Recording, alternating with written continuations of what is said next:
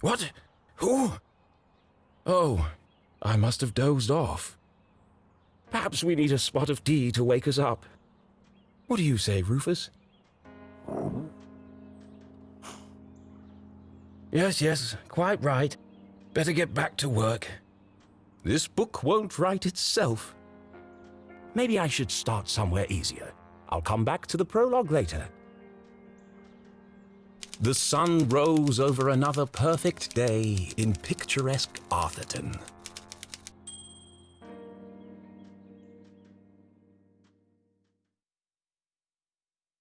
To the casual observer, Arthurton seemed like any other small, quiet town.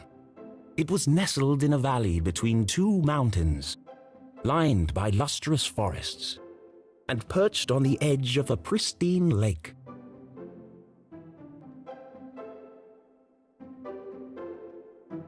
It had a main street with all the essentials, including a place to sip coffee. It had schools, a college, a church, and a police station. It even had a museum no one ever visited. It was the kind of place you might find anywhere on your travels. Typical, maybe even forgettable. But there was one thing in Arthurton that was unlike any other town in the whole world. Actually, it was a girl. Her name was Jenny LeClue, and she was the world's greatest detective.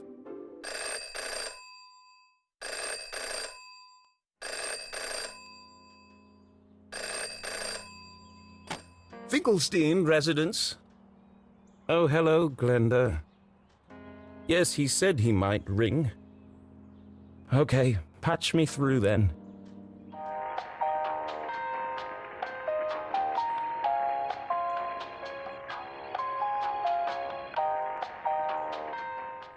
Richard? Yes, I got it. I did, and my answer is no. I understand that, but... Well, yes, of course, but... No. Nothing is settled. I'm not going to do it. It goes against everything my books stand for. No, not yet, but... If I could just... Please, listen to what I'm saying.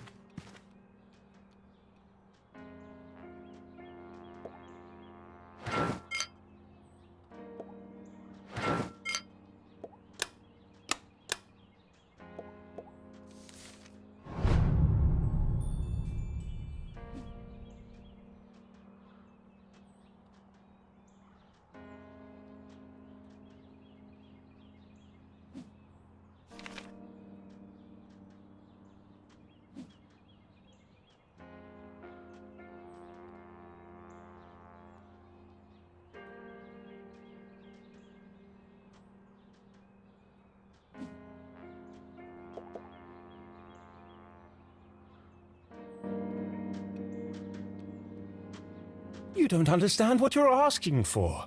You want me to turn Jenny's world upside down?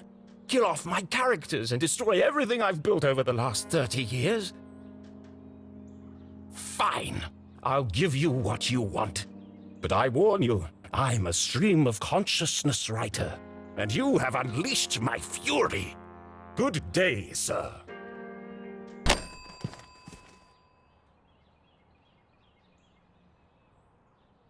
Boring? Predictable?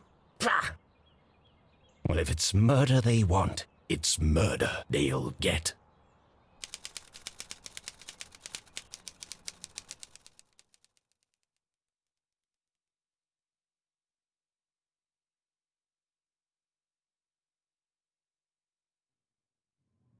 It should have been another perfect day in Arthurton. But today was different, and nothing would ever be the same again. To begin with, Jenny LeClue was dead.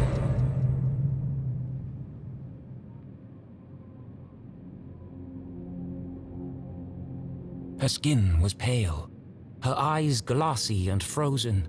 What cruel fate had befallen our beloved detective?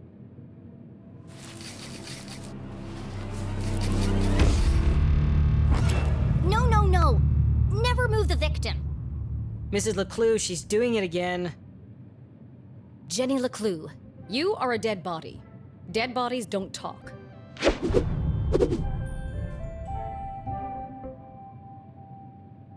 But he's doing it wrong! As wonderful as it would be if all cadavers were so talkative, we must deduce the cause of death without their help. With only the evidence laid before us, we build a picture from the fragments left behind. We collect clues, interpret the data, and solve our puzzle one piece at a time, until it feels as if the victim is speaking to us. But Jenny is right, Jonathan. You mustn't disturb the crime scene. Vital evidence could be lost. Sorry, Mrs. LeClue. Okay, you've all had a chance to study the body? Who can postulate how she met her demise? Ooh! Me! I think it was an accident? Yeah, she obviously wasn't looking where she was going. So she slipped on the wet floor, And cracked her head open. Like an egg. and then she bled to death. Really? How can you tell? Well, there's a giant pool of blood around her head. Yeah, I know. I was being sarcastic. Oh. Actually, you're both wrong. What? It was cold-blooded murder. Murder? Don't be ridiculous. Where's the murder weapon? There's no evidence anyone else was even here. Oh yes, there is. It was murder, and I can prove it.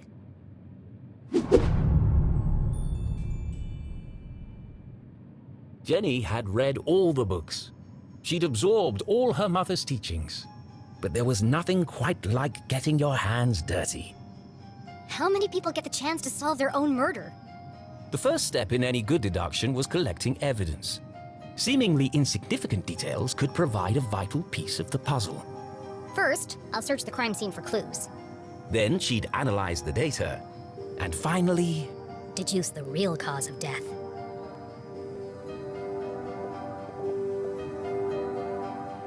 The victim has a green smudge on her lips. It's not lipstick.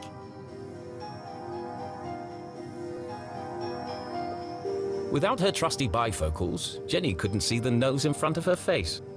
They were her window to the world and the lens through which she focused her keen detective vision. What a waste of perfectly good coffee. Jenny's love for coffee was almost as strong as her passion for crime solving. Chalky green residue on the rim. Smells like burnt matches.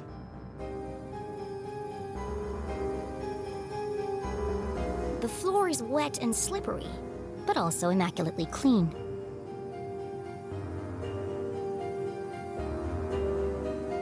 Approximately 8 sizes too big, and covered in mud.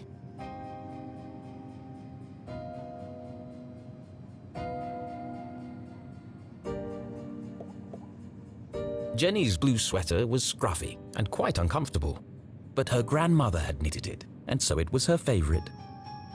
The more it itched, the closer she felt to her.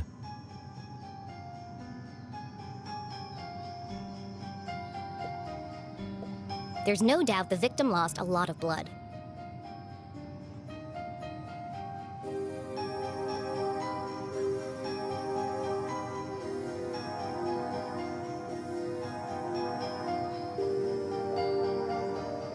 It wasn't Jenny's style to wear accessories, but this hair clip was the exception.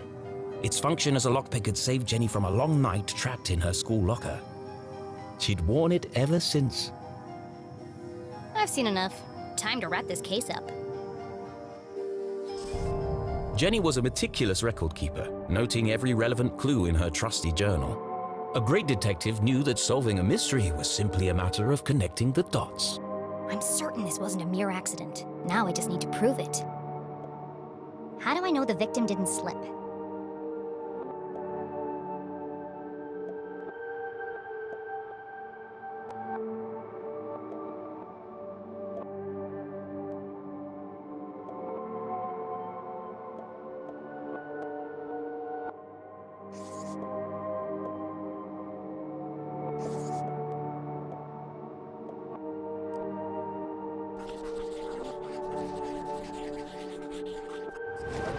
The victim's boots are filthy.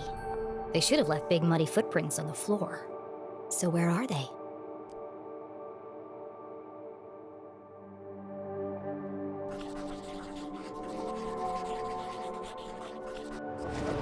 Either someone washed away her footprints, or she was carried here.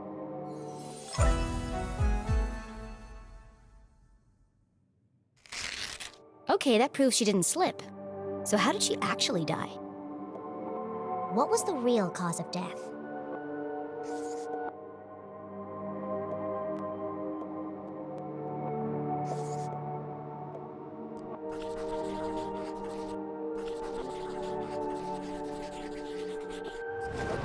There's a green residue in the bottom of the victim's coffee cup.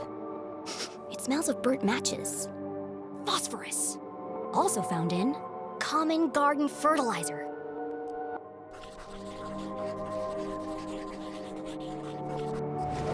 The same green mark is on the victim's lips. Her coffee was spiked with fertilizer. Someone clearly wanted her dead.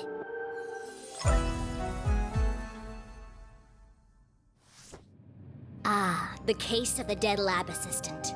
Gone before her time. Was it poison? Yes. A blow to the head? Yes. An accident? Certainly not. No footprints in an unshattered mug? She was killed somewhere else and carried here.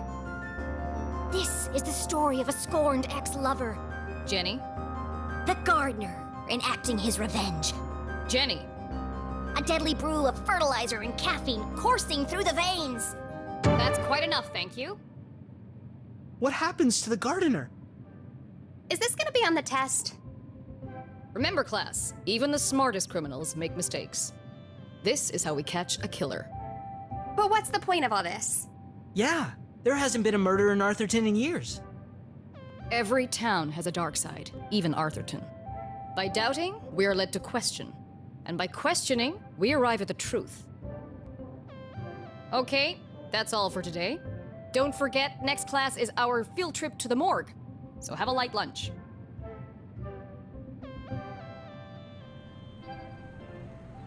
The students need to think for themselves, Jenny. That's why they're here at Gumboldt. To learn. I just figured we all had places to go. Speaking of which, And where are you off to, young lady? I'm a dead body mom, remember? Dead bodies don't tell. See ya. Wait, before you go, I have something for you. Cool. What is it? If I told you, that would spoil the fun, wouldn't it? The LeClues didn't simply hand each other presents. They hid them. It was a family tradition, and Jenny had developed a sixth sense for finding them. With her trusty magnifying glass at her side, nothing eluded her.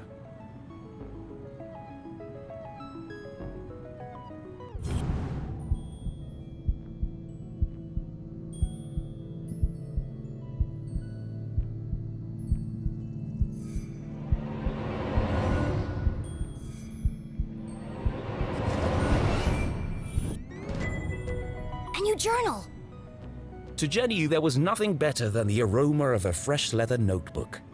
It smelled like mystery. Without missing a beat, she did what any detective worth their salt would do. She decorated it.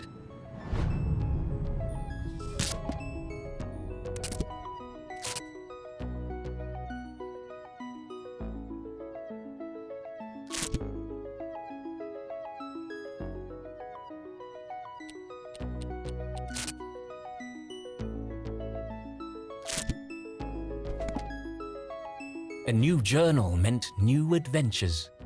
She imagined all the thrilling cases that would soon fill its pages. And on the first page, her mother had written an inscription. A great detective never gives up. Love, Mom. I love it. Thanks, Mom.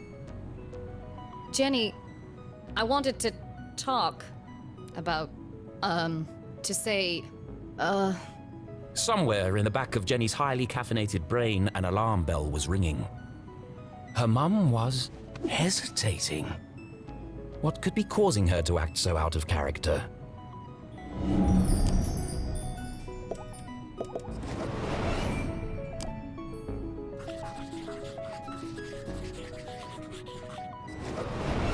Crossed arms.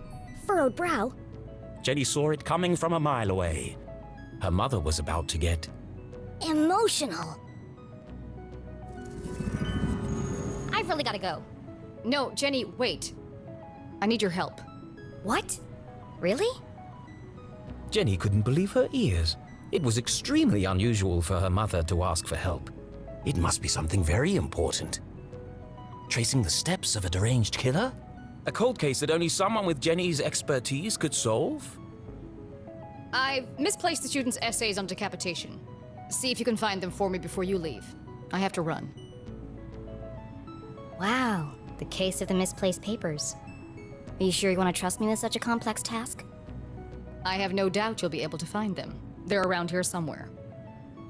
Jenny was unsure if her mother was unable to detect sarcasm or just really good at ignoring it.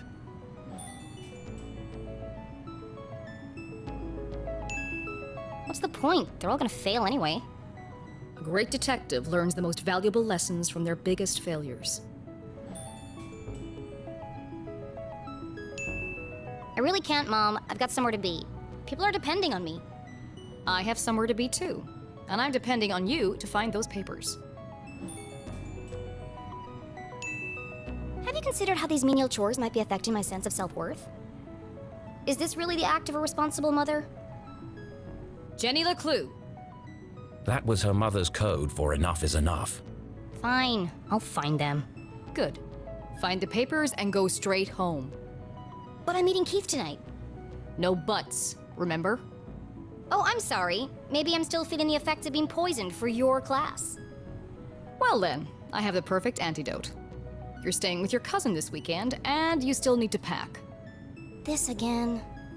Look, I've considered your offer, Mom, and I'm going to have to decline. I'm old enough to take care of myself. I'll be back late tonight. There's meatloaf in the fridge.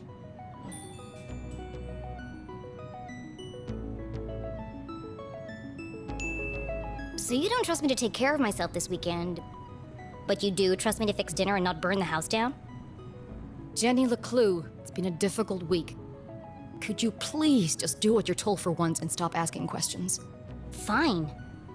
And try to stay out of trouble. When do I ever get into trouble?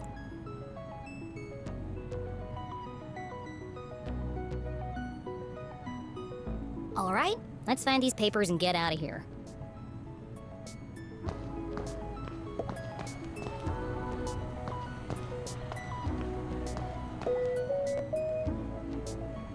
Becoming a great detective took more than book smarts. You needed real-life experience. And Jenny was always on the lookout for a chance to get her hands dirty.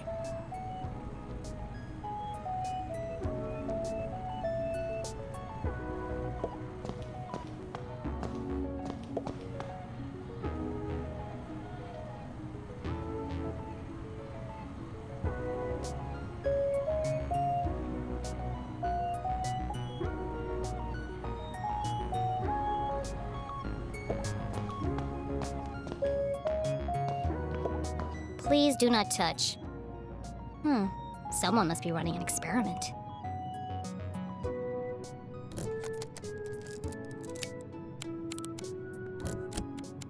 Gross. Pretty soon it's gonna sprout legs.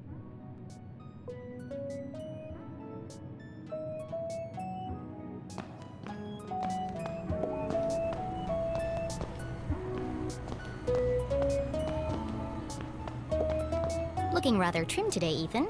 New diet? What's the matter? Lost your funny bone?